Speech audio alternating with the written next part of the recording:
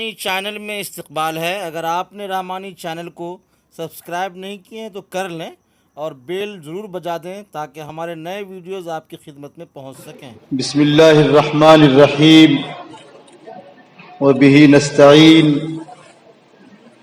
صلی اللہ علی محمد النبی الامی وعلی آلہ وصحبہ وبارک وسلم علیہ، اما بعد، اعوذ باللہ من الشیطان الرجیم، بسم اللہ الرحمن الرحیم، لقد كان لكم في رسول الله أسوة حسنة، صدق اللہ العظیم۔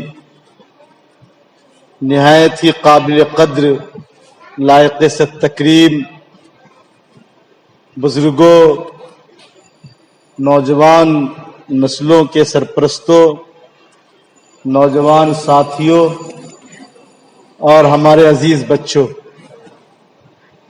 اللہ تعالی نے اس وقت جو مہینہ ہم سب کو اپنے فضل سے عطا فرمایا ہے وہ ربیع الاول کا مہینہ ہے۔ اس مہینے کو ہم رسول اللہ صلی اللہ علیہ وسلم کے مہینے سے بھی یاد کرتے ہیں، چونکہ اسی ماہ کے تاریخ کے مطابق 9 ربیع الاول کو یا 12 ربیع الاول کو رسول اللہ صلی اللہ علیہ وسلم کی ولادت باسعادت ہوئی تھی۔ آپ مکہ میں پیدا ہوئے۔ آپ کی پیدائش سے قبل اور ان لوگوں میں جو مکے کے تھے ان کے حالات بڑے عجب تھے۔ آپس میں رشاکشی رہتی تھی، ایک دوسرے کے خون کے پیاسے لوگ ہوتے تھے، جوا عام سی بات تھی، گندی چیزوں کو منہ لگانا عیب نہیں سمجھا جاتا تھا، بے کسوں کو ستایا جاتا تھا، بیواؤں اور یتیموں کے ساتھ برا سلوک کیا جاتا تھا، یعنی ہر وہ برائی مکے میں موجود تھی جس کے تصور سے انسان کے رونگٹے کھڑے ہو جاتے ہیں۔ جناب محمد رسول اللہ صلی اللہ علیہ وسلم جس خاندان میں پیدا ہوئے، اس خاندان کا تعلق اور اس کا شجر نسب سیدنا ابراہیم علیہ السلام اور ان کے فرزند حضرت اسماعیل علیہ السلام سے جا کر ملتا ہے۔ آپ کے دادا عبد المطلب مکے کے سردار ہوتے تھے اور ان کے حکم کو لوگ احترام سے مانتے بھی تھے اور احترام سے سنتے بھی تھے۔ رسول اللہ صلی اللہ علیہ وسلم کی آمد سے قبل دو چند اہم واقعات پیش آئے اور اسے آپ خاندانی پس منظر میں سمجھیں تو اس طرح سے سمجھ سکتے ہیں کہ اس خاندان نے جو خدمات انجام دیے تھے، اس خدمت کے صلے میں اللہ تعالی نے رسول اللہ صلی اللہ علیہ وسلم کی آمد سے قبل چند اہم اور عظیم نعمتیں عطا فرمائیں۔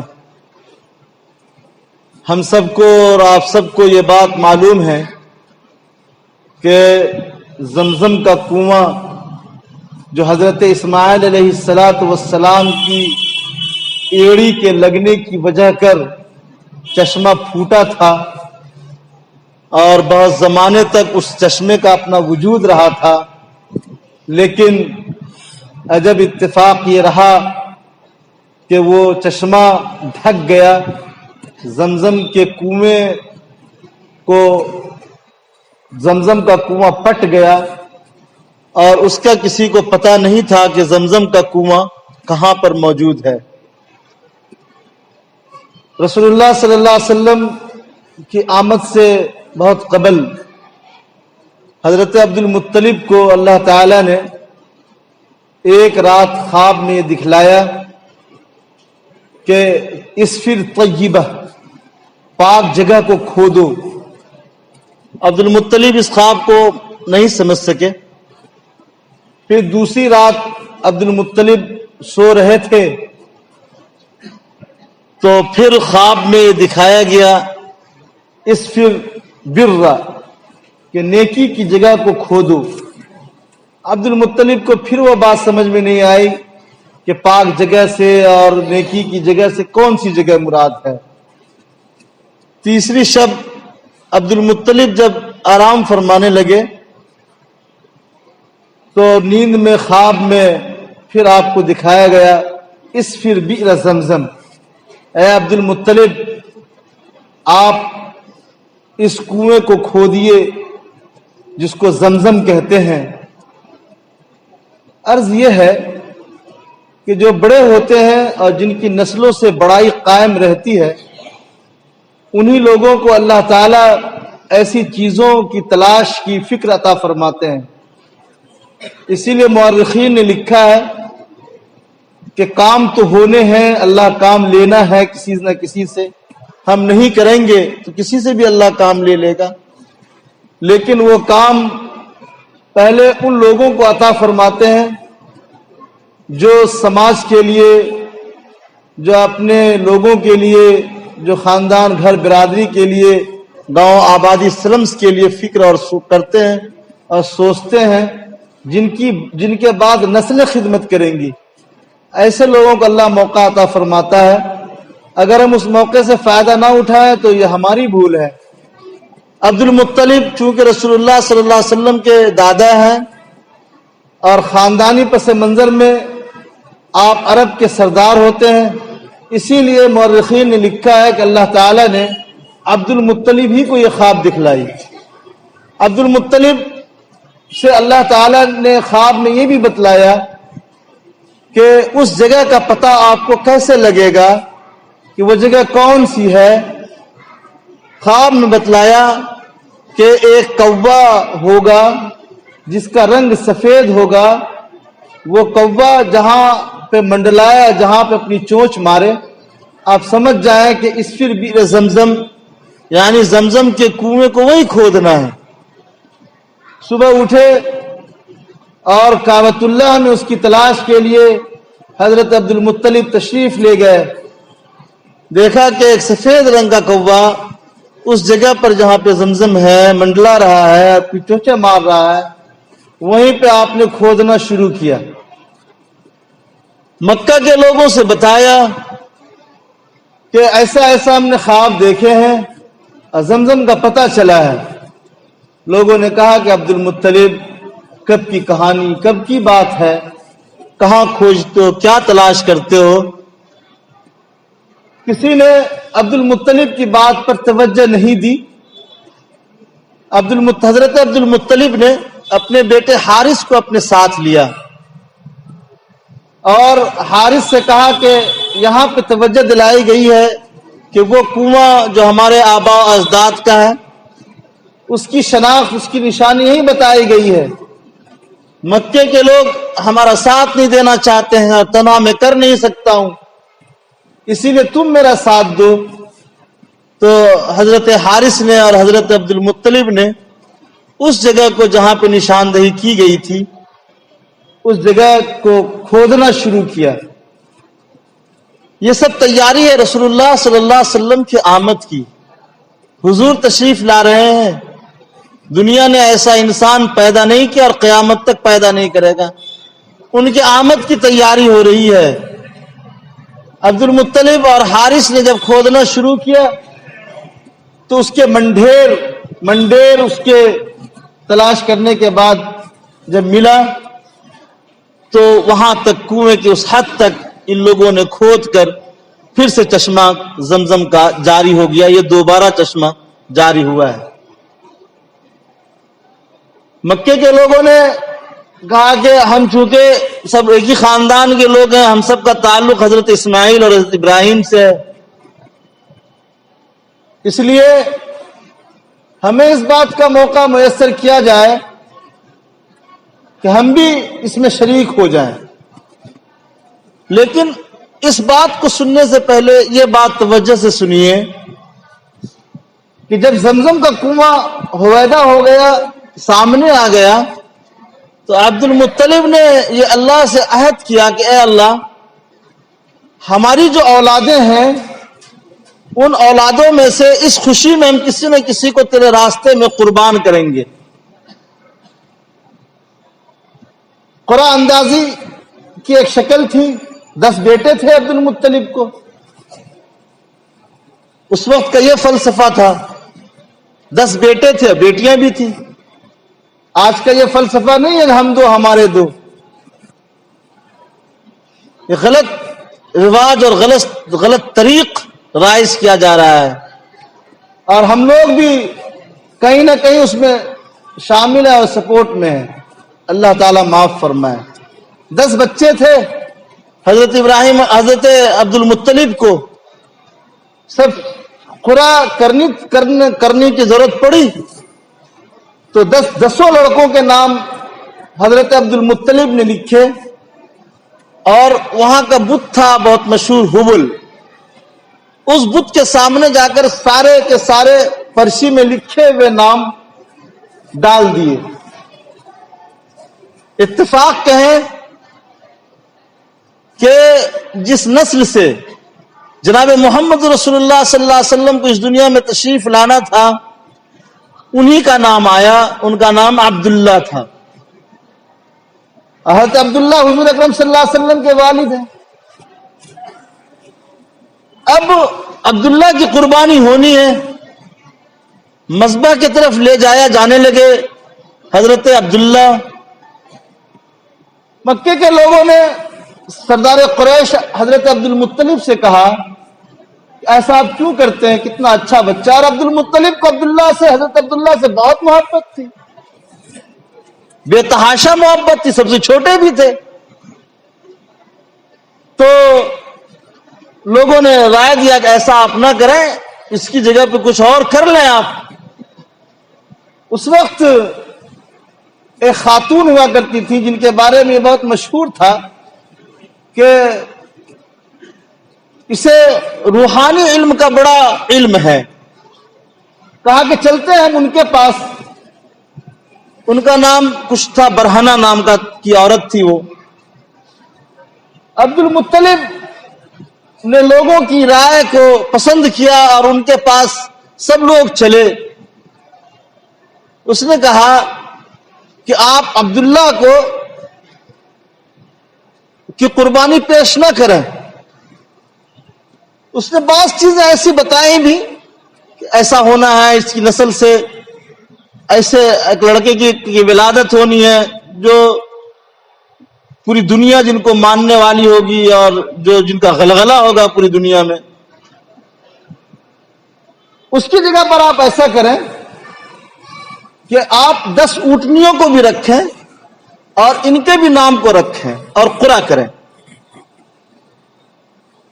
جب اونٹنیوں کے نام قرآن اندازی میں نام نکل آئے تو آپ ان اونٹنیوں کو عبداللہ کی جگہ پہ قربانی کر دیں۔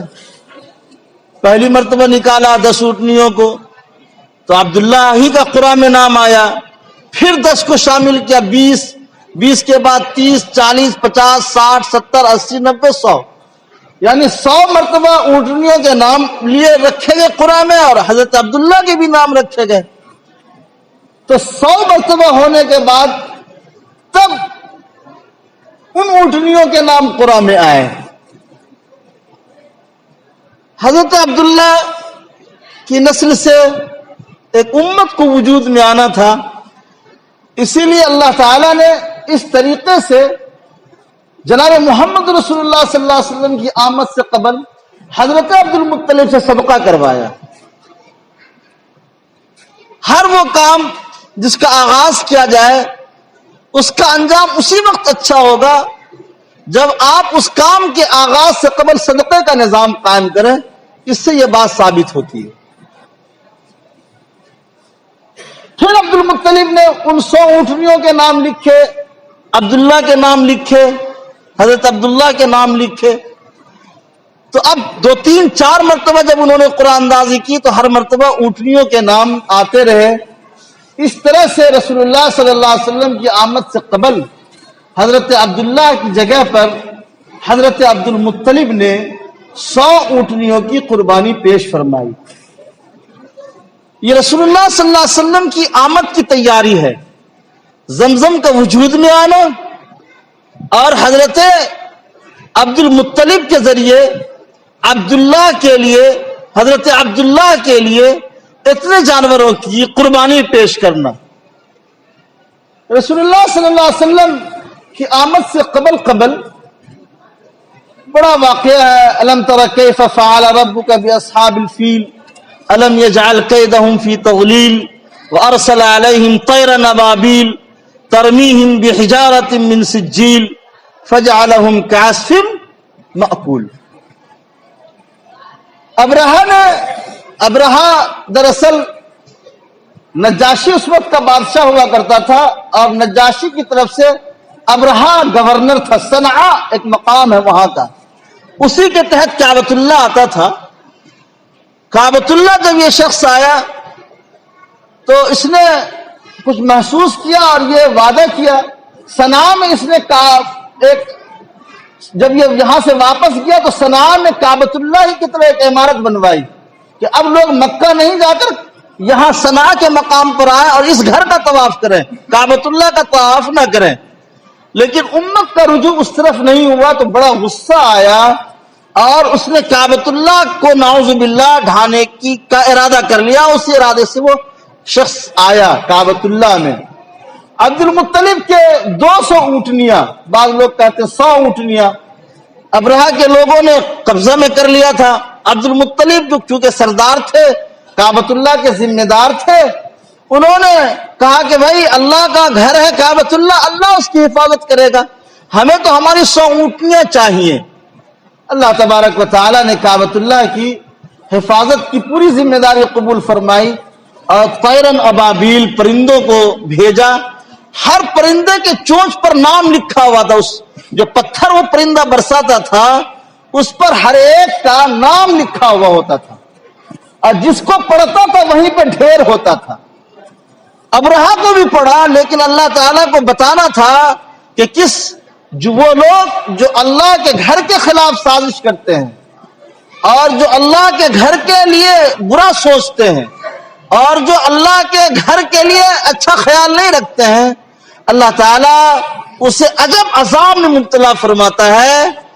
ابرہا کے ساتھ ہی معاملہ ہوا, صنعاء میں جا کر وہ مرتا ہے. جناب محمد رسول اللہ صلی اللہ علیہ وسلم تاریخ کا ایک واقعہ یہ بھی سنیے کہ جب ابرہا کعبۃ اللہ کو ڈھانے کے لیے آیا اور ارادہ کیا تو جناب محمد رسول اللہ صلی اللہ علیہ وسلم حضرت آمنہ کے بطن مبارک میں تھے. عجب بات تھی, جب سے جناب محمد رسول اللہ صلی اللہ علیہ وسلم حضرت آمنہ کے بطن مبارک میں پرورش پا رہے تھے تو گھر میں ایسی خوشبو محسوس کی جاتی تھی کہ ایسی خوشبو کبھی کسی نے محسوس نہیں کیا تھا. ایسی خوشبو کبھی کسی نے محسوس ہی نہیں کیا تھا. عبد المطلب نے ایک موقع سے حضرت آمنہ سے فرمایا کہ بہو پتہ نہیں اتنی اچھی خوشبو. عبد المطلب جو سردار ہوا کرتے تھے اور کعبۃ اللہ کا نظام جن کے ہاتھ میں تھا وہ کہتے ہیں کہ میں نے کبھی ایسی خوشبو محسوس نہیں کی ہے. حضرت آمنہ نے فرمایا تھا کہ آپ کو معلوم ہے کہ میں گھر کے دہلیز سے باہر قدم نہیں رکھتی ہوں, میں خوشبو کہاں سے لگاؤں گی. یہ تو اس بچے کی کرامت ہے, جب سے یہ ہم وجود میں آیا ہے ہمارے جسم میں تب سے میں بھی ایسا خوشبو محسوس کرتی ہوں.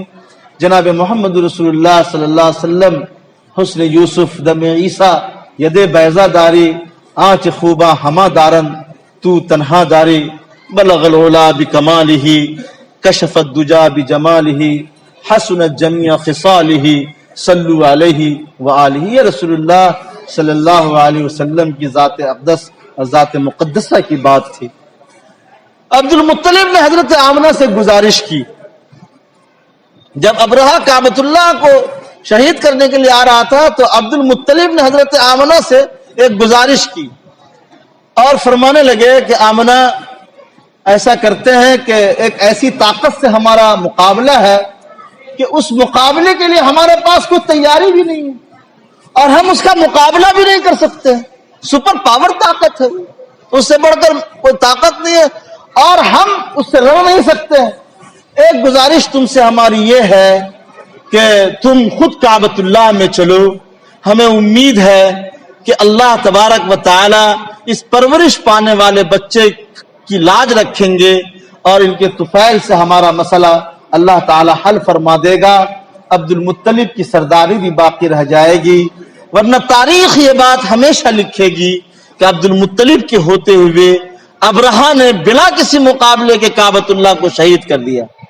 حضرت آمنہ نے عبد المطلب کی اس گزارش پر کان دھرا اور کعبۃ اللہ تشریف لے گئیں. عبد المطلب کا یہ جملہ تاریخ نے محفوظ کیا اپنی کتابوں میں اور اپنے پنوں میں کہ عبد المطلب یہ کہہ رہے تھے کہ اے اللہ، ابرہہ سے لڑنے کی طاقت تو ہماری نہیں ہے، آبرو آپ کے ہاتھ میں ہے. اگر آج اس طرح کا کوئی واقعہ اور حادثہ پیش آیا تو تاریخ ہمیں کبھی بھولے گی نہیں، فراموش نہیں کرے گی. اسی لیے اس بچے کے واسطے سے میں تجھ سے گزارش کرتا ہوں، اے اللہ یہ تیرا گھر ہے، تو اپنے گھر کی حفاظت فرما لے. جناب محمد رسول اللہ صلی اللہ علیہ وسلم، بعض مورخین لکھتے ہیں کہ اللہ تبارک و تعالی نے رسول اللہ صلی اللہ علیہ وسلم کے اس رابطے اور اس تعلق کی بنیاد پر ابرہہ کے لیے طیرا ابابیل الم تر کیف فعل ربک باصحاب الفیل الم یجعل کیدہم فی تضلیل وارسل علیہم طیرا ابابیل، پرندوں کو بھیجا، ترمیہم بحجارۃ من سجیل، جو اپنے چونچ میں کچھ دانے رکھے ہوئے تھے جو پتھر کے تھے، ترمیہم بحجارۃ من سجیل فجعلہم کعصف ماکول. وہ ایسا ہو گیا جیسا کہ کھلیان میں ہم لوگ جب دونی کرتے ہیں تو دونی کرتے ہوئے دھان کا اور گیہوں کی چیزیں کیسے ٹوٹ ٹوٹ جاتی ہیں، ایسا اللہ تبارک و تعالیٰ نے بچھا دیا تمام لوگوں کو. جناب محمد رسول اللہ صلی اللہ علیہ وسلم کا یہ مہینہ، ربیع الاول کا یہ مہینہ، مبارک مہینہ، اللہ تبارک و تعالی ہم سب کو اللہ کے رسول جناب محمد رسول اللہ کی سنت پر زندگی گزارنے کا موقع نصیب اور عنایت فرمائے، اور اللہ تبارک و تعالی ہم سب کے ساتھ اپنا فضل فرمائے. حضور کی ایک ایک سنت ہماری زندگی میں داخل ہو جائے. اللہ ہم سب کے ساتھ عافیت اور خیر کا معاملہ فرمائے. ہم لوگوں کا حال تو یہ ہے میرے بھائی کہ ہم 40 سالوں سے نماز پابندی کے ساتھ 5 وقت پڑھتے ہیں، لیکن درود شریف پڑھنے کا ہمیں اب تک ڈھنگ نہیں آیا، ہمیں تحیات پڑھنے کے ڈھنگ نہیں آئے. ہماری نسلوں کی تباہی سے کوئی اگر ہم نے حضور کی سنت کو زندگی نہیں بخشی تو ہماری نسلوں کو تباہی سے کوئی روک نہیں سکتا ہے. اللہ ہم سب کے ساتھ خاص فضل فرمائے.